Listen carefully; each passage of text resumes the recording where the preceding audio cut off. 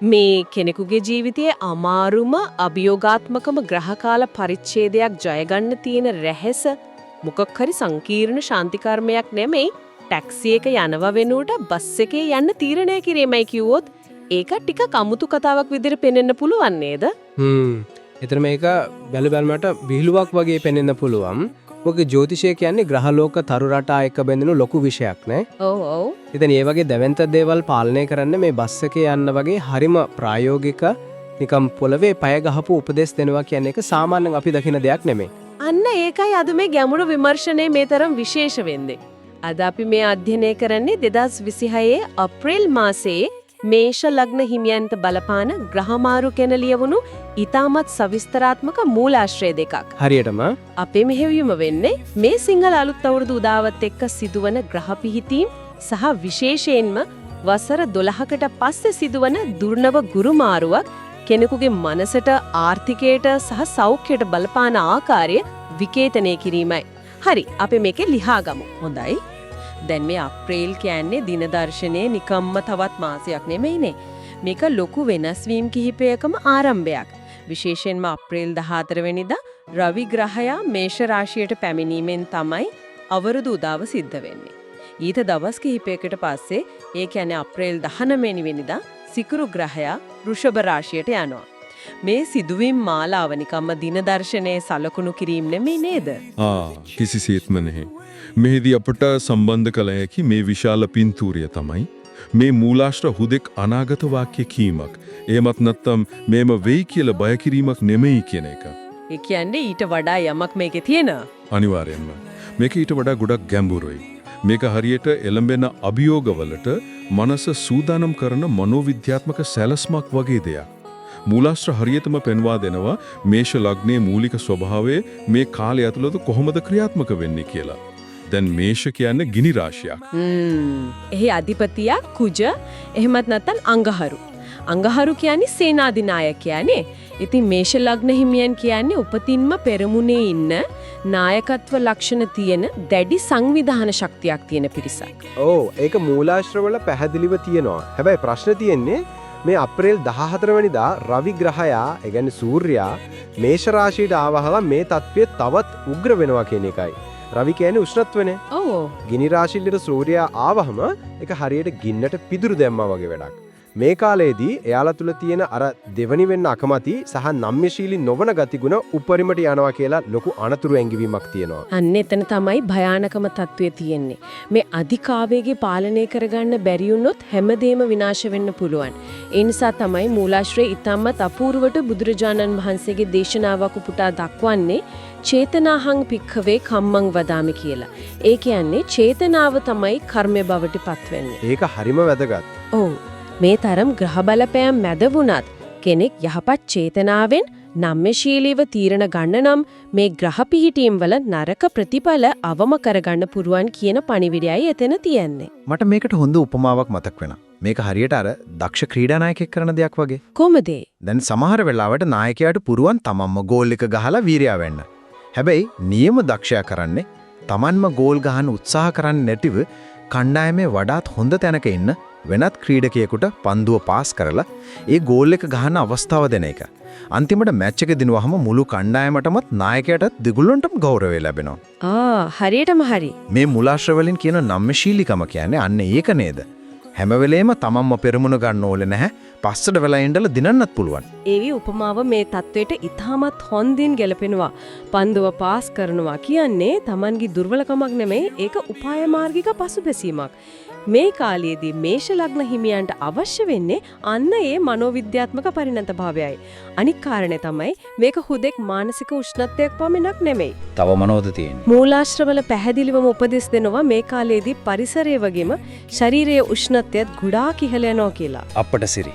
ඔව් ඒක හරිම පුදුමයි. ජ්‍යොතිෂ අනාවැකියක සෞඛ්‍ය උපදෙස් තියෙනවා. අප්‍රේල් මාසයේ අව්වේ ගමන් කිරීම හැකිතාක් අවම කරන්න කියලත් උෂ්ණාධික ආහාර ගැනීමෙන් වළකින්න කියලත් ඉතා පැහැදිලිව කියනවා. ඒ කියන්නේ කේන්තියන එක පාලනය කරගන්නවා වගේම මේ භෞතිකව ඇඟ නිවා ගන්න එකත් මේ ග්‍රහ මාරුවට මුහුණ දෙන්න අත්‍යවශ්‍ය කොන්දේසිය. ඒකට හේතුවක් තියෙනවා. ශාරීරික උෂ්ණත්වය ඉහළ යද්දී අපේ ස්නායු පද්ධතියට සහ රුධිර ගමනාගමනයට එය බලපානවා. එයින් අපේ ඉවසීම අඩු වෙනවා, කේන්තියනවා. ඒ කියන්නේ භෞතික වෙනස කෙලින්ම මනසට බලපානවා. හරියටම. භෞතික ශරීරයේ වෙනස කෙලින්ම බලපාන්නේ අපේ තීරණ ගැනීමේ හැකියාවට. ඉතින් ශරීරයේ නිවා ගන්නව කියන්නේ අපේ මොළයට නිවැරදිව වැඩ කරන්න අවශ්‍ය පසුබිම හදනවා කියන එකයි. දැන් එතකොට කෙනෙකුට හිතෙන්න පුළුවන් මේ මුළු අප්‍රේල් මාසයේම ගිනිකන්දකට ඉන්නවා වගේ කාලයක් කියලා. හැබැයි මේ ගිනිකන්ද පුපුරලා යන්නේ නැති වෙන්න ස්වභාව ධර්මයෙන්ම මවන නිකන් කූලින් සිස්ටම් එකක්. එමත් නැත්නම් සිසිලන පද්ධතියක් ගැන මේ මූලාශ්‍රවල කතා කරනවා. ඔව්. අර දින 81 කතාව. ඔව් ඒක තමයි. දින 81ක දුර්ලභ ගුරුමාරුව මාර්තු 11 ඉඳලා ජූනි 2 දක්වා දින 81ක් පුරා ක්‍රියාත්මක වන මේ ගුරු ග්‍රහයාගේ ගමන හරියට සහන කාලයක් වගේ නේද? අනිවාර්යෙන්ම මේක ජ්‍යොතිෂයේන ඊටමත් සුවිශේෂී ගණිතමය පිහිටීමක්. වසර 12කට පස්සේ තමයි මේ ගුරු එව නැත්නම් බ්‍රහස්පති ග්‍රහයා මිථුන රාශියේ මේ විදිහක දින 81ක් ගමන් කරන්නේ. මූලාශ්‍රවලට අනුව නැවත මෙවැනි පිහිටීමක් එන්නේ 2037 හෝ 38 වසරවලදී. සෑහෙන දුර්ලභයි. මෙතනදී අපි තේරුම් ගන්න ඕනේ ලොකුම අභියෝගය තමයි මේ කාලය වෙද්දී මේෂ ලග්න හිමියන් ඉන්නේ ලග්න ඒරාෂ්ටිකයේ පළමු වසර 2 ගත කරමින්. සෙනසුරු මීන රාශියේ ගමන් කිරීම නිසා තමයි මේ ඒරාෂ්ටික තත්වයක් නිර්මාණය වෙලා තියෙන්නේ. පොඩ්ඩක් ඉන්න. අපි ඔය ඒරාෂ්ටික කියන වචනය නිතරම අහනෝ. හැබැයි ගොඩක් අය ඒක දකින්නේ මොකක් හරි මහා විනාශයක් එහෙමත් නැත්නම් ජීවිතේ නරකම කාර්යයක් විදියටනේ. මේ මූලාශ්‍රවල ඒරාෂ්ටිකේ විග්‍රහ කරන්නේ කොහොමද? ඒක හොඳ ප්‍රශ්නයක්. සාමාන්‍යයෙන් ඔය ඒරාෂ්ටිකය කියන වචනේ ඇහුන ගමන් මිනිස්සු බය වෙනවා. හැබැයි ජ්‍යොතිෂයේ ගැඹුරින් අධ්‍යයනය කරද්දී පේන දෙයක් තමයි ඒරාෂ්ටිකය කියන්නේ නිකම්ම කරුමයක් පළ දෙන කාලයක් නෙවෙයි කියන එක. එහෙනම් මේක මොකද්ද? ඒක හරියට කෙනෙකුගේ ජීවිතේ පදනම අත්විවරම කොච්චර ශක්තිමත්ද කියලා බලන දැවැන්ත ස්ට්‍රෙස් ටෙස්ට් එකක් වගේ. ඔබේ ආර්ථික විනය, ඔබේ මානසික ශක්තිය, ඔබේ සම්බන්ධතාවල සැබෑ ස්වභාවය මේ කාලයේදී පරීක්ෂාවට ලක් වෙනවා. දුර්වල දේවල් කඩාගෙන වැටෙනවා, ශක්තිමත් දේවල් ඉතුරු වෙනවා. ඒ කියන්නේ ඒක පිරිසිදු කිරීමක් වගේ. හරියටම. ඉතින් අර අපි කලින් කතා කළ දින 81ක ගුරුමාරුව මේ ඒරාෂ්ටක කාලය ඇතුළත ලැබෙන්නේ අනේ අභියෝගවලට මුහුණ දෙන්න අවශ්‍ය කරන ශක්තිය සහ බුද්ධිය ලබා දෙන සහනයක් විදියටයි. හැබැයි මට උතනදී පොඩි ප්‍රශ්නයක් එනවා. මම දැක්ක සමහර පුවත්පත්වල සහ සමාජ මාධ්‍යවල ලොකුවට කතා වෙනවා මේ ගුරු ග්‍රහයා යන්නේ සතුරු ස්ථානයකට, ඒ නිසා මේක ගොඩක් නරක ප්‍රතිඵල දෙන කාලයක් කියලා. බ්‍රහස්පති සතුරු වුණහම කොහොමද ඔය කියන සහනේ ලැබෙන්නේ? මේ මූලාශ්‍ර දෙකේ තියෙන කතා පරස්පර නැද්ද? මෙතන තියෙන පුදුම සහගත කාරණේ තමයි මේ මූලාශ්‍ර ඒ බියගන්වන සුළු කතා සම්පූර්ණයෙන්ම ප්‍රතික්ෂේප කරන එක. ඇත්තද? ඔව්. ග්‍රහයෙක් තනිවම සතුරු ස්ථානයක හිටියා කියලා ඒකෙන් හැමදේම නරක වෙන්නේ නැහැ.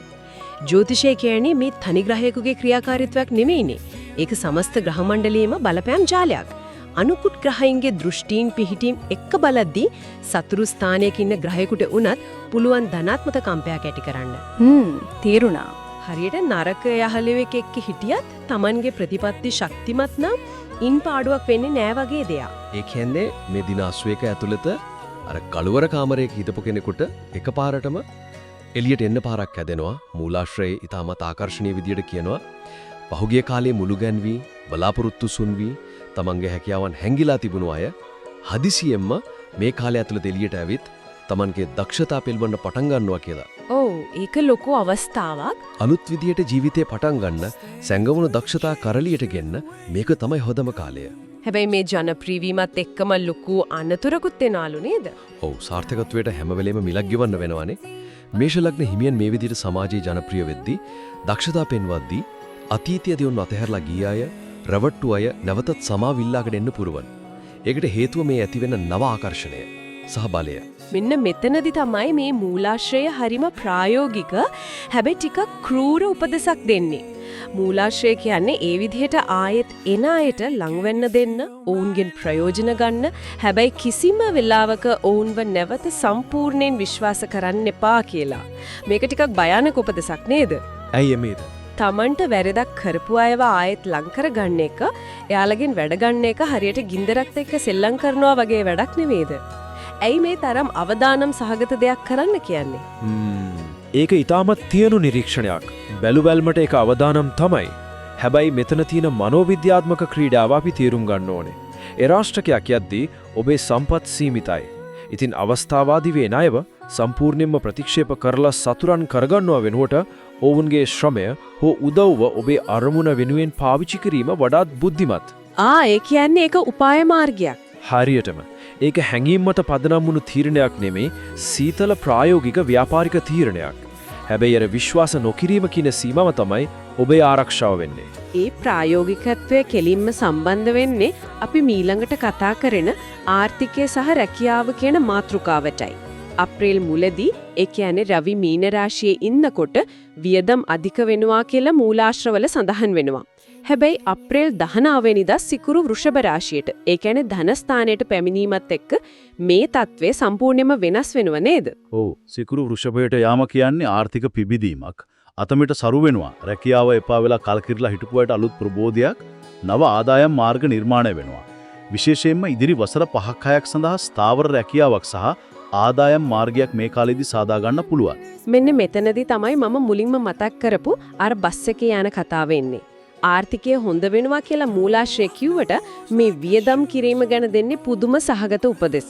සල්ලි වියදම් කරනවා නම් ඒක නිවාස අලුත් වැඩියාවක්, දරුවන්ගේ අධ්‍යාපනයක් වගේ අනාගත ආයෝජනයක් වෙන දෙයකට පමණක් යොදවන්න කියනවා. ඕ ඒක හරිම වැදගත්. ඒ වගේම ව්‍යාපාරික ගමන් යද්දී ටැක්සි වල නන්නේ නැතිව බස් එකේ කෝච්චේ යන්න කියලා පැහැදිලිවම කියනවා. ජ්‍යොතිෂ අනාවැක්‍යයකින් මේ තරම් ක්ෂුද්‍ර මට්ටමේ මූල්‍ය උපදෙස් දෙන්නේ ඇයි? සල්ලි ලැබෙනවා නම් ඇයි මේ තරම් කට්ටකන්න කියන්නේ? ඒක තමයි මේ මූලාශ්‍රයේ තියෙන ගැඹුරුම හරය. මතක තබා ගන්න මේ හැමදේම සිද්ධ වෙන්නේ ලග්න ඒ රාෂ්ටකයක් අස්සේනේ. ඒ රාෂ්ටකයක ස්වභාවය තමයි මොහොතකින් හැමදේම කනපිට පෙරලන්න පුළුවන් වීම. සල්ලි ආවට රැඳෙන්නේ නැති වෙන්න පුළුවන්. අන්න හරි. ඉතින් සිකුරු ධනස්ථානයට ආව කියලා ආඩම්බර වෙලා සල්ලි නාස්ති කළොත් අර ඒ රාෂ්ටක බලපෑමට ලේසියම ගොදුරු වෙනවා. මේ දෙන උපදෙසින් කියන්නේ මේ ලැබෙන සහන කාලය ඇතුළත ආර්ථික බෆරයක් එහෙමත් නැත්නම් ආරක්ෂිත දැලක් හදාගන්න කියන එකයි. ඒ කියන්නේ බස් එකේ යන එකෙන්. බස් එකේ යනවා කියන්නේ සල්ලි ඉතුරු කරනවා වගේම Tamanගේ මමත්වය අහංකාරකම බිඳගෙන සාමාන්‍ය මිනිස්සු එක්ක ගැවසෙනවා කියන එකයි. ඒක දැවන්ත මානසික අභ්‍යාසයක්. අපට සිරි. ඒ කියන්නේ ජ්‍යොතිෂය කියන්නේ අනාගතය කියනමට වඩා මූල්‍ය කළමනාකරණය උගන්වන පාඩමක් වගේ. ඒ වගේම මේ කාලය විදේශ ගමන්, විදේශ රැකියා සහ විදේශ මුදල් සම්බන්ධ ව්‍යාපාරවලට ඉතාම සුබයි කියලාත් සඳහන් වෙනවා. Taman ඉන්න ප්‍රදේශයෙන් පිටතට ගිහින් කරන ව්‍යාපාරවලින් ලොකු ලාභ ලබන්න පුළුවන්. ඔව්. ගුරුගේ බලපෑමත් එක්ක සීමාවන් පුළුල් වෙනවා. හැබැයි මේ භෞතික දියුණුවත් එක්කම මූලාශ්‍රය දැඩිව අවධාරණය කරන සැඟවුණු අනතුරු කිහිපයක්ත් තියෙනවා. අපි ඒ පැත්තත් අනිවාර්යෙන්ම විග්‍රහ කරන්න ඕනේ. විශේෂයෙන්ම සෞඛ්‍ය, අධ්‍යාපනය සහ ආදරය කියන ශේෂ්ත්‍රවල. අපි සෞඛ්‍යයෙන් පටන් ගමු. මෙතනදී මූලාශ්‍රය කතා කරන්නේ සාමාන්‍ය ලෙඩ රෝග ගැන නෙමෙයි. වෛද්‍යවරුන්ට පවා හඳුනාගත නොහැකි සැඟවුණු රෝග ගැනයි. ඖෂධ විෂවීම්, වැරදි ඖෂධ භාවිතය වගේ දේවල් මතුවෙන්න පුළුවන්. ඔව් ඒක ටිකක් භයානකයි. ඒ වගේම හිසකෙස් යාම, හිසකෙස් සුදු වීම සහ ස්නායු ගැටලු ගැන විශේෂයෙන් කියනවා. මේ ලෙඩ රෝග සහ ග්‍රහමාරු අතර තියෙන සම්බන්ධය මොකද්ද? මේෂ රාශිය කියන්නේ කාලපුරුෂයාගේ හිස. ඉතින් මේෂ රාශියට එන බලපෑම් කෙලින්ම බලපාන්නේ ඔළුවට. ඒ කියන්නේ මොළයට, ස්නායු පද්ධතියට සහ හිසකෙස් වලට. අනික අර අපි මුලින් කතා කරපු ශරීරයේ උෂ්ණත්වයේ ඉහළ යාමත් මේ ස්නායු සහ හිසකෙස් ගැටලු වලට සෘජුවම බලපානවා. පැහැදිලි. සැඟවුණු රෝග මතුවෙන්නේ ඒ රාෂ්ට්‍රයේ නිසා ඇතිවෙන පීඩනීය ප්‍රතිශක්තිකරණ පද්ධතියට බලපාන නිසායි. මෙතනදී මූලාශ්‍රය දෙන ලොකුම අනතුරු වැගවීම තමයි මේ අන්තර්ජාලයෙන් බලාගෙන කරන ගොඩ වෙදකම් තදින්ම ප්‍රතික්ෂේප කිරීම. YouTube, Facebook බලලා බෙහෙත් කරන්න යන්න එපා කියනවා. අනිවාර්යෙන්ම ඒක කරන්නම නරක දෙයක්. මට නම් මේක හරියට තමන්ගේ වාහනේ එන්ජින් එකේ 아무ද සද්දයක් ආවම හොඳ මෙකැනික් කෙනෙක් ගාවට යන්නේ නැතම Facebook group එකක post එකක් දාලා ලෙඩේ හොයාගන්න හදනවා වගේ භයානක වැඩක්. එන්ජින් එක විනාශ වෙලා තමයි නවතින්නේ. මේ ඩිජිටල් යුගයට මේ ජ්‍යොතිෂ උපදේශ කොච්චර නිවැරදිව ගැලපෙනවද? ඒක තමයි නූතන ජ්‍යොතිෂ විග්‍රහයක තියෙන වටිනාකම. ඊළඟ භයානක කාලාපේ තමයි ආදරය සහ විවාහය. අප්‍රේල් 3 සිට ජුනි 2 දක්වා හදිසි විවාහ තීරණ ගැනීම නුසුදුසු බව මූලාශ්‍රයේ දැඩිව ප්‍රකාශ කරනවා. අයියේ මෙතනදී ප්‍රශ්නේ තියෙන්නේ ග්‍රහයන්ගේ නෙමෙයි මේ කාලේදී පුද්ගලයාගේ මනස හැඩගැසෙන විදියේ. ඔව් අර අපි පළවෙනි කොටසේදී කතා කළ මේෂ ලග්නයට ආවේනික ආවේගශීලී සහ ආත්මාර්ථකාමී හැසිරීම මතුවෙන කාලය මේකනේ. ඉතින් තමන්ගේ මතෙම ක්‍රියාත්මක කරන්න ගිහින් සහකරුට හෝ සහකාරියට කිසිම ඉඩක් නිදාසක් නොදීම නිසා තමයි මේ සම්බන්ධතා බිඳ වැටෙන්නේ. ඒ කියන්නේ මේක ග්‍රහයෝ ඇවිත් කඩාකප්පල් කරනව නෙමෙයි තමන්ගේම හැසිරීමේ ප්‍රතිඵලයක්. හරියටම තමන්ගේ ඊගෝ එක පාලනය කරගන්න බැරිවීම තමයි විනාශයට මුල. හැබැයි මේ හැමදේම අස්සේ අධ්‍යාපනයේට නම් මේක රන් වාජනයක් වගේ කාලයක් කියලා මූලාශ්‍රය කියනවා. ඒ කියන්නේ ඉගෙන ගන්න අයට හොඳයි. ඊටාම හොඳයි. විවාහ ජයග්‍රහණ විදේශ අධ්‍යාපනයේට ඊටාම සුබයි. විශේෂයෙන්ම গুপ্ত විද්‍යාවන් සහ තාක්ෂණය වගේ දේවල් හැදෑරීමට විශේෂ උනන්දුවක් ඇති වෙනවා. ඒ කොටස මට හරිම ආකර්ශනීයයි. මූලාශ්‍රය හරිම පැහැදිලිව කියනවා ආදර සම්බන්ධතා පස්සේ කලා මේ කාලයේදී අධ්‍යාපනයට පමණක් මුල් තැන දෙන්න කියලා. ඇයි මේ ආදරයයි අධ්‍යාපනයයි දෙකම එකවර කරගෙන යන්න බැරි? මොකද මේ ලැබෙන දින 81ක මානසික ඒකාග්‍රතාවය සහ ධාරණ ශක්තිය කියන්නේ ඊටමත් කලාතුරකින් ලැබෙන තත්ත්වයක්. ගුරු ග්‍රහයා මිථුන රාශියේ ඉඳලා දෙන මේ බුද්ධිමය පිබිදීම ආදර සම්බන්ධතාවලින් එන චිත්තවේගීය ගැටලු නිසා පහසුවෙන්ම විනාශ වෙන්න පුළුවන්. ඒ නිසා තමයි එක අරමුණකට පමණක් අවධානය යොමු කරන්න කියන්නේ. හරි. දැන් අපි මේ ගැටලු සහ අනතුරු ගැන කතා කළානේ. මේ මූලාශ්‍රවල තියෙන විශේෂත්වය තමයි නිකම්ම ලෙඩේ කියලා නතර වෙන්නේ නැතුව ඊට පිළියම්. එහෙමත් නැත්නම් ප්‍රතිකර්මත් ඊට පැහැදිලිව දීලා තියෙනවා. ආගමික භේදයකින් තොරව ඕනෑම කෙනෙකුට කරන්න පුළුවන් දේවල් මේවා. ඔව් ඒක හරිම වැදගත්. හැබැයි මේ පිළියම් දිහා බැලුවහම ඒ වායේ යම්කිසි විද්‍යාත්මක හෝ මනෝවිද්‍යාත්මක පදනමක් තියෙනව නේද කියලා මට හිතෙනවා. ඊය ඊටා ගැඹුරු ප්‍රශ්නයක්. අපි බලමු ඒ පිළියම් මොනවද කියලා. බෞද්ධ දර්ශනයට අනුව විශේෂ බෝධි පූජා ක්‍රමවේදයක් මෙහි විස්තර කරනවා. ඔව් කහපාට මල් තැඹිලි තෙල් පහන් භාවිත කරන්න කියනවා. ඒ වගේම බෝධිය දෝවණය කරන්න විශේෂ ජලයක් හදාගන්න කියනවා. ඒකට සුදු හඳුන් වැල්මි වෙනිවැල් මිශ්‍ර කරන්න ඕනේ. අභිසම්විධාන පිරිත හත් වතාවක් කීම සහ මෛත්‍රී භාවනාව කිරීම තමයි ප්‍රධානම දේ විදිහට දක්වන්නේ. මට තේරෙන විදිහට මේ සුදු හඳුන් වැල්මි වගේ දේවල් ආයුර්වේදයේ ශරීරයේ නිවන උෂ්ණත්වය සමනය කරන දේවල්නේ. අර අපි මුලින් කතා කරපු අප්‍රේල් මාසයේ රස්නේ නිවන්න නේද මේ බාහිර ප්‍රතිකර්ම දීලා තියෙන්නේ. අන්න ඒක තමයි නියම සම්බන්ධය. මේවා හුදෙක් ඉන්ද්‍රජාලික මැජික් නෙමෙයි. සුදු හඳුන් වැල්මි යොදාගෙන කරන මේ ක්‍රියාවලිය හරහා පරිසරයේ වගේම තමන්ගේ මනසෙත් සිසිලසක් ඇති කරනවා. ඒ වගේම අර මෛත්‍රී භාවනාව කිරීම හරහා අර තියෙන අධික කෝපය ඊගෝ එක පාලනය කිරීමේ මානසික පුහුණුවක් ලැබෙනවා. ඒක මාරයිනේ. විශේෂම දේ තමයි විදේශගත වෙලා ඉන්න අයට මේක මනසින් කරන්න පුරුවන් බව මූලාශ්‍රයේ කීම. ඉන් පෙනෙන්නේ මේක සම්පූර්ණයෙන්ම මානසික අභ්‍යාසයක් බවයි. ඒ වගේම මේ ශාරීරික සුවතාවය වෙනුවෙන් තවත් ඖෂධීය ස්නානයක් ගැන කියවනවා. සබන් භාවිත කරන්නේ නැතුව සමන්පිච්ච සුදුයිද්ද සහ වැල්මි තම්බාගත් ජලයෙන් බ්‍රහස්පතින්දා උදෑසන ස්නානය කරන්න කියලා උපදෙස් දෙනවා. මේකත් පැහැදිලිවම අර උෂ්ණත්වය පාලනය කරන තෙරපි එකක් වගේ. පැහැදිලිවම මීට අමතරව කීතුණු බැතිමතුන්ට ශුද්ධ වූ ජුසේ මුනිතුමාට සහ සෙබස්ටියන් මුනිතුමාට බාරහාර වීම බ්‍රහස්පතින්දා රාත්‍රියේ ශුද්ධෝපගත කිරීම වගේ පිළියම් දක්වලා තියෙනවා. හින්දු භක්තිකයන්ට ශිව දෙවියන්ට අදාළ මන්ත්‍රය අර ඕම් ත්‍රයම්බකං යජාමේ කියන එක උච්චාරණය කරන්න කියනවා. ඒ කියන්නේ ආගමික පසුබිම මොකක් වුණත් අරමුණ එකයි. ඔව් මේ හැම ආගමික වතාවතකින්ම කරන්නේ කෙනෙකුගේ බිය නැති කරලා මානසිකව ශක්තිමත් කරන එක. අර මූලාශ්‍රයම කියන අපූර්ව උපමාව ගත්තොත් කුණාටුවක් එනවා කියලා දැනගත්තාම ඒක නවත්තන්න බැහැනි. නෑ බැහැ. හැබැයි අපිට ශක්තිමත් කුඩයක් හදාගන්න පුළුවන්. මේ පිළියම් කියන්නේ අන්න ඒ මානසික කුඩයයි.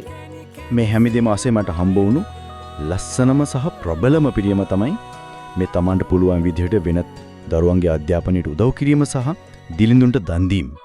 මේක පිටුපස්සේ දින තර්කය මොකද්ද? ගුරු එහෙමත් නැත්නම් බ්‍රහස්පති කියන්නේ අධ්‍යාපනයේට ඥානයට සහ පරිත්‍යාගයට අධිපති ග්‍රහයක්. ඉතින් ඔබ වෙනත් දරුවෙකුගේ අධ්‍යාපනයට උදව් කරද්දී ඔබ කෙලින්ම ඒ ගුරු ග්‍රහයා නියෝජනය කරන ධනාත්මක සංඛ්‍යාතයක සම්බන්ධ වෙනවා. ඒක මාර ලස්සන අදහසක්. ඒ වගේම අනුන්ට උදව් කිරීම තරම් Tamanගේ ඊගෝ එක මමත්වය බිඳ දමන තවත් ප්‍රබල ක්‍රමයක් නැහැ. බලාපොරොත්තුවකින් තොරව කරන ඒ පරිත්‍යාගය තමයි ඒ රාෂ්ට්‍රකයකට මුහුණ දෙන්න තියෙන ප්‍රබලම ආයුධය. හරි. අපි දැන් මේ කතා කළ දේවල් සියල්ලම එක තැනකට ගේමු. සමස්තයක් විදිහට ගත්තොත් 2026 ඇප්‍රිල් මාසය සහ ඊට පස්සේ එළමෙන දින 81ක කාලය මේෂ ලග්න හිමියන්ට බාධක මැදින් උනත් ඉස්සරහට යන්න පුළුවන් සැඟවුණු දක්ෂතා එළියට එන ආර්ථිකය ගොඩනගා ගන්න පුළුවන් විශිෂ්ට කාලයක්. හරියට අර බාධක දිවීමේ තරංගයක් ඇතුලේ තියෙන දියත් කිරීමේ පීඨිකාවක් වගේ. නිවැරදි. හැබැයි ඒ දියත් කිරීම සාර්ථක වෙන්නේ කොන්දේසි කිපයක් මතයි. තමන්ගේ ආවේග සහ උෂ්ණත්වය පාලනය කර ගැනීම, අන් අයගේ අදහස් වලට නම්‍යශීලී වීම, අවස්ථාවාදීන්ව බුද්ධිමත්ව හැසිරවීම සහ විශේෂයෙන්ම අර ඉදිරි වසර 5කට අවශ්‍ය මූල්‍ය විනය පවත්වා ගනිමින් බස් එකේ ගිහින් හරි සල්ලි ඉතුරු කිරීම අත්‍යවශ්‍යයි. අපි මේ සාකච්ඡාව අවසන් කරන්න කලින් අද මේ මූලාශ්‍ර වලින් අපි ඉගෙනගත්ත දේවල් දිහා වෙනස්ම කෝණයකින් පොඩ්ඩක් බලමු. අනුන්ගේ දරුවන්ට ඉගෙන ගන්න උදව් කරන එක, මෛත්‍රී භාවනාව කරන එක, තමන්ගේ සහකරුට ඉඩක් දීලා ආත්මార్థකාමී නොවී ඉන්න එක, කේන්ති නොගෙන ඉවසන එක, ටැක්සි වල යන්නේ නැතුව අර පිරිමැස්මෙන් සල්ලි තුරු කරන එක, මේ දේවල් ඇත්තටම ජීවිතයට එකතු කරගත්තොත් අහසේ ග්‍රහයෝ කොහොම හිටියත් ඒ රාෂ්ටක තිබුණත් නැතත් ඕනෑම කෙනෙක් ජීවිතේ ජය ගන්නව නේද? ඒක නම් ඇත්ත. එහෙම බැලුවහම මේ ජ්‍යොතිෂය කියන්නේ හුදෙක් අනාගතයේ කීද ශාස්ත්‍රයකට වඩා අපේ තියෙන අඩුපාඩු හදාගෙන අපිව වඩාත් යහපත් විනයගරුක සහ ඉවිසීමෙන් වැඩ කරන සාර්ථක මිනිසෙක් බවට පත් කරන්න හදපු ප්‍රබල මනෝවිද්‍යාත්මක මෙවලමක් වෙන්න බැරිද? අන්න ඒ සිතුවිල්ලත් එක්ක තවත් මෙවැනිම ගැඹුරු විමර්ශනයකින් හමු වෙනතුරු අපි සමුගන්නවා.